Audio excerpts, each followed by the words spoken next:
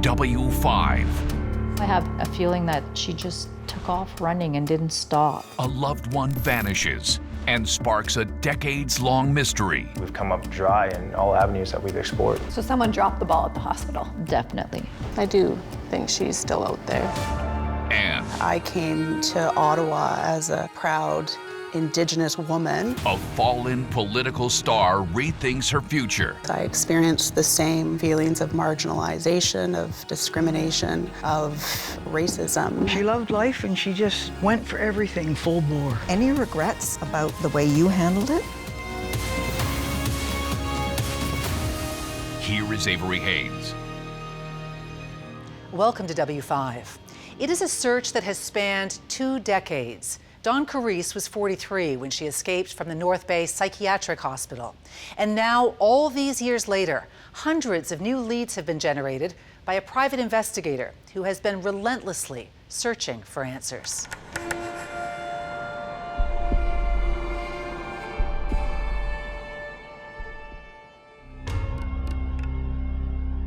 She said, "I'm Dawn the running bear,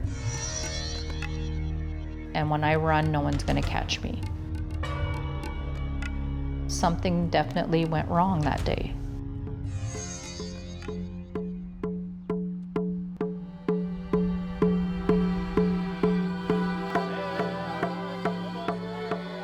In North Bay, Ontario, near the shores of Lake Nipissing, complete strangers have gathered to heal, only united because a loved one in each of their lives is missing. Think about why we're here today, putting our minds and our hearts together. One of the beloved faces in these frames is that of Dawn Carisse. She was 43 when she ran away from the North Bay Psychiatric Hospital on August 9, 2001. Like every family here, her son and daughter Sandra are still looking for answers. I don't know what happened. I don't know if she's alive. I don't know if she's deceased. I don't know nothing. In 1991, Dawn was 33 and raising 3 young kids in the small northern Ontario town of Kirkland Lake. She would sing to me every night. I remember that part. You still remember those songs she used to sing? I do. She used to sing, You Are My Sunshine. Those perfect family memories shattered on Christmas Eve. I just remember her coughing, and she went around the hallway and collapsed, and that was the last thing I remember. A blood clot stopped Dawn's heart that night and left her with a brain injury. And then I remember visiting her in the hospital when she woke up from a coma, and she didn't remember me or my brother or my dad. You were 4 or 5, right, when she got sick? So the mom you knew was always sick? Yeah. After the injury, Dawn struggled and constantly forgot what she was doing, like turning off the stove or locking the house. This made her a risk to herself and her family, so Sandra's dad had to make a gut-wrenching decision. Your dad tried to take care of her for a while. He did, yes, he did, but it was too much for him. They decided to put her in North Bay Psychiatric Hospital. My dad put her in there thinking that was a safe place for her. The North Bay Psychiatric Hospital was built in 1957, remotely located along Highway 11, the Trans-Canada, well known as the gateway to the country. It was a giant 320,000 square foot institution with 600 employees and more than 1,100 patients. Now there's just a locked gate to the grounds and the outline of its massive foundation. It was torn down in 2013. Dawn was admitted here in 1992 and went missing 9 years later.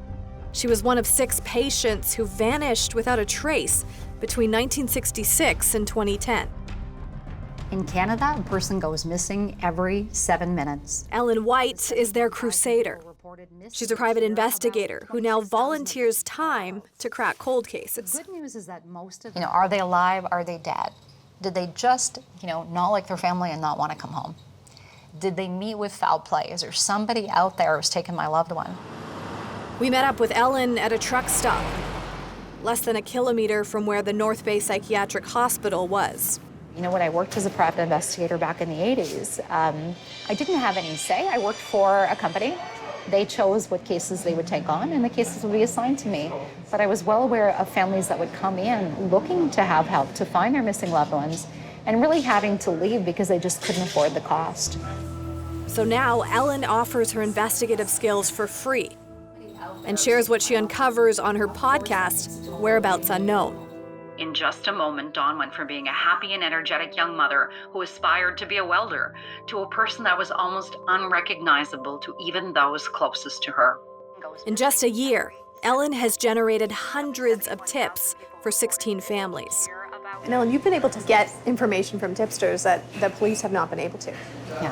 Why do you think that is? We are not charging anybody. We are certainly not judging anybody. We are just gathering information that might be a benefit to these families. So I think people did feel possibly more comfortable and more confident that they could, in some cases, remain anonymous and still give us valuable information. The disappearance of Dawn Karise has generated the most attention of Ellen's podcast. The mother of 3 escaped from the North Bay Psychiatric Hospital 20 years ago. There's been no trace of her since. We still don't know what happened to her 20 years later. So we were able to find out how Dawn left on that day, and we know that that was only one of many escape attempts that Dawn had made, and a lot of them were successful. Darlene Gincra was Dawn's first nurse and remembers her well. You were quite fond of Dawn. Yeah, I was. Why? Yeah, her wittiness. And you could tell that she must have been a super, super friendly person. And she was very fond of her children. Yeah. That's one thing she mentioned a lot, was getting back to them. Yeah. That was her biggest focus. Darlene remembers Dawn was a flight risk. We always had to be aware that she was going to try to leave. She was never allowed off the floor alone. It was always like supervised. So she would need 24-hour supervision? Yes. Always? Yes. As long as I've known her, she called herself Dawn the Running Bear. And she vocalized it many times, saying, if I ever had the chance to get out of here and run, I'm going to run and no one's going to stop me. In the 10 years she was being kept under lock and key, Dawn would escape at least 9 times before she finally disappeared on August 9th, 2001. Dawn always said she was heading north to find her family. She never got there. But how was she able to outsmart a team of nurses and doctors and make her last escape? So when we wonder what happened here, yeah, what goes through your mind? The thing that baffles me the most is that she went to the craft room that day. But how did she end up in the craft room alone? Is just uncanny to me. The craft room was only 9 meters to the nearest exit, an easy route out. How did Dawn go from being alone and not being watched to slipping out of that craft room? I don't understand. So someone dropped the ball at the hospital? Definitely. Dawn left no clues and didn't tell any staff where she was going. Later, Ellen discovered this. But then Dawn's duffel bag and her native status card were missing too, and she would not have had access to either of those things. Her status card, for example, was kept in a securely locked room that staff referred to as the vault. No status card or duffel bag were ever recovered. Dawn's body hasn't been found either. Somehow I have a feeling that she just took off running and didn't stop. She just ran and ran and didn't stop until they didn't come looking for her. Dawn wasn't the only person to disappear from this hospital. 6 patients, 3 of them Indigenous, all vanished. When Ellen opened Dawn's file, she revealed many errors in the original police report. It said that Dawn had been at the North Bay Psychiatric Hospital for 18 years when it was just 9. She also discovered Dawn went missing much earlier. So you're dispelling this from police reports themselves? Yeah, so the police report said that a person had seen Dawn at about 5 o'clock. Moments later entered the dining area, within 10 minutes, and Dawn had somehow disappeared. Yet accounts from employees saw Dawn alone in the craft room and leaving 6 hours earlier at 11 a.m. Dawn is literally there one moment and gone the next. Out somehow, perhaps through a locked ward door or perhaps a barred window. Dawn was on the run for at least 16 hours before police even knew. The revelation is heartbreaking for daughter Sandra, who was only 15 when her mom went missing. Why did they wait the next day to report her missing? Like, why didn't they search right away when the most crucial time to search for somebody, especially in her condition? Maybe they would have found her if they would have searched sooner. They just, think, oh, it's just another person in a psychiatric hospital. You don't know who to ask for help or who to contact or where to look. 20 years later, Ellen is still looking. Hello, it's Ellen calling from Whereabouts Unknown. I would love to talk with you about that really helpful tip you sent in. Her podcast has triggered a response, and possible sightings have surfaced. Could they be Dawn? Coming up, Some families don't know where their loved one is. years of searching takes its toll These cases have left an impression on you. when W5 continues.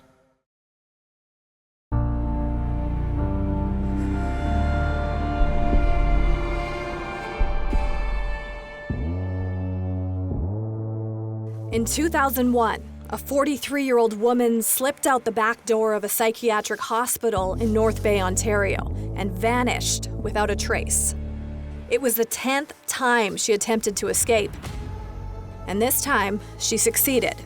She knew she wanted to get back home, and she pointed. She'd say, oh, I need to go back north. I need to go home. But Dawn Karise never made it home. And 20 years later, tips like this are surfacing.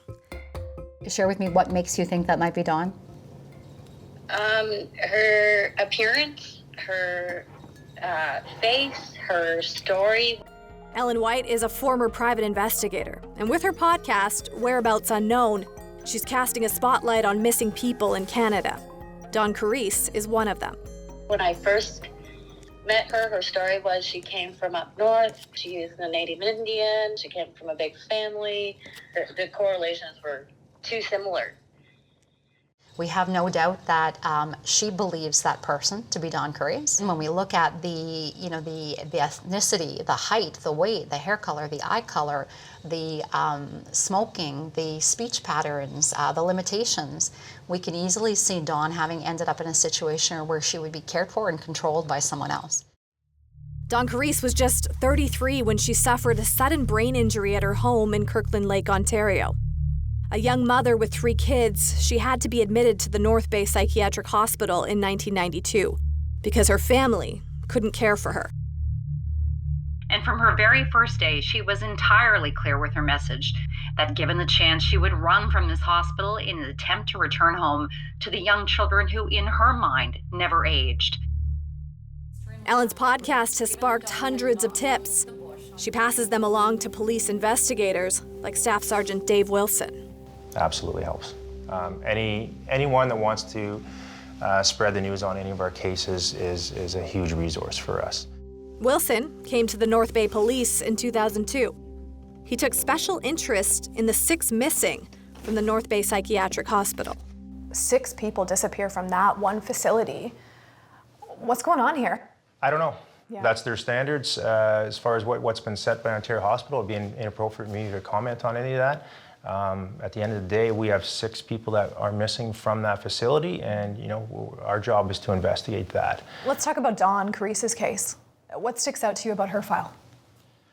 Interesting. Of all the cases, I thought for sure there would have been a tracking record somewhere across the country, let alone into the United States, of some type of proof of life, being that she was more than capable of leaving that hospital, hitchhiking, taking a bus, you name it. And yet, we've come up dry in all avenues that we've explored. Ellen is exploring a number of theories tied to Dawn's disappearance. We went back to the scene to see for ourselves. I mean, it's a gateway to the rest of the country, right on the Trans-Canada here. What potentially could have happened to Dawn that day? Did Dawn come out that doorway completely surprised and disoriented at where she found herself? Did she hear or see other people, and did she possibly dart into the bush to hide from them? Theory 1 is exactly that. Dawn had run 9 times before. Once she tried to hitchhike, Each time she was intercepted and brought back, until the summer of 2001. Theory 2. Dawn might have been picked up along the highway or at a truck stop, hitching a ride. Did Dawn meet with foul play at the hands of someone who picked her up while hitchhiking that day? Were sexual advances made that Dawn tried to fight off, possibly resulting in her being injured or killed? For 20 years, there's been no concrete evidence and no body found. For daughter Sandra, it's agonizing. You're convinced that she would have come looking for you? I am convinced, yeah. Unless she didn't remember who she was anymore. When tips come in, what is that like for you? It's kind of nerve-wracking, I guess, and is it gonna be good news? Is it gonna be bad news? Like, am I prepared for that? So it's a bunch of emotions, I think. In Theory 3, Ellen focuses on a former employee who currently faces a murder charge in a separate historic case. We've been told that he had access to the hospital's fleet vehicles and that on occasion he transported patients. This person, based on the information that we received from a number of sources, had joined the North Bay Psychiatric Hospital staff just a month previous to Dawn's admission there. We've not been able to rule out that that was actually the person that was sent to find Dawn on that day. Darlene Gingras remembers this employee. What's to say that Dawn leaving at that time was not at the end of his shift when he could pick someone up? We don't know, and we might never know. Right. Yeah. Another mystery. Yes, for sure. We went back to the North Bay Police about this theory. I think what you're alluding to is the information that would have been received from Ellen's podcast, right? So by all means, that information has been received, and the investigating officer is following up that information. While there is hope Dawn will be found alive, that chance, decades later, is slim. Finding any trace of her would give her family answers. Unfortunately, in many of these cases, the writing on the wall is they may not be with us anymore. There are more than 70,000 missing people in Canada and more than 700 unidentified human remains. If Dawn fled Ontario and died in another province or country, it used to be almost impossible to know what happened to her. You could go missing in North Bay, hitchhike out to another province, even go into a hospital, and perhaps even die on record. And if there's no next of kin on record, Ontario may never know. I think the unknown really can make some families stuck if they haven't come to the conclusion that that person might be missing and possibly deceased. Ingrid Mulig helps families and investigators by posting and tracking profiles of missing persons. In 2018, a new DNA databank was set up to make matches between missing persons and unidentified human remains in Canada. At any moment, a match can be made. So it's value to the investigators that they know that even though they're not hands-on with the DNA, they've made the submission and it is working in the background for them. Even amateur detectives have trolled the site, hoping to make connections. We know that there's what we call amateur sleuths that will go through the different profiles on the website and try to make matches, and we've had successful matches come through. In just 3 years, 38 matches have been made, allowing families to grieve. Some families don't know where their loved one is, and to give them those answers and for the investigator to provide those answers, it's great work. And here we are doing everything we can in hopes of just making that one match or solving that one case. Mm-hmm. These cases have left an impression on you.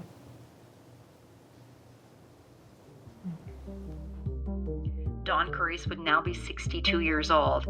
So what could have happened to Dawn Karise? Ellen's listeners continue to stir up more possibilities 2 decades later.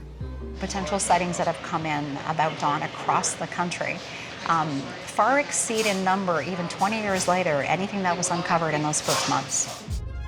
This video, which came from a listener in Brussels, Ontario, was thought to be Dawn. You mentioned that person who's living with her is, kind of controls her movement, controls her you know, what she might be saying. More protecting, very protective. It was ruled out. Local police were contacted and discovered she was known to them when Dawn was still in the hospital. And she has an ex-husband who also confirmed it's not Dawn. And this person, spotted at a coffee shop in Timmins, turns out the doppelganger is a well-educated professional who sent Ellen documentation and family proof, so it can't be Dawn. It's part of the process, but still leaves lingering questions. Here we are in North Bay. We're the four corners of Canada. You can come into North Bay from east-west. The Trans-Canada comes right through here. So that hospital was located right basically on the Trans-Canada. The problem being, what's frustrating is which way did she go? Sandra and her brother wish they knew.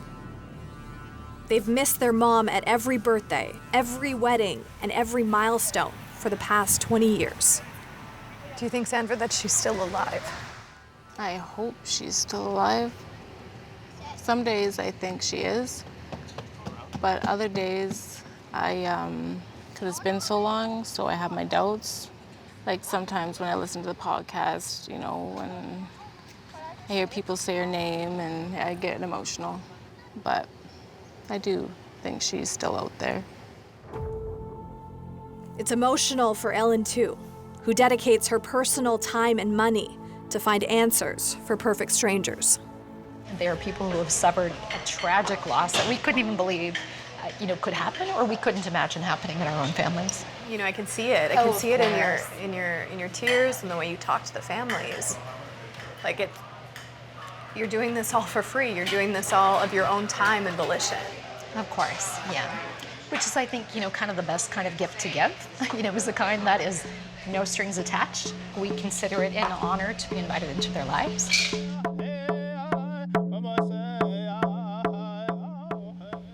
If you have any information about the disappearance of Dawn Karise or any other of the missing people in this story, please contact the North Bay Police or Crime Stoppers.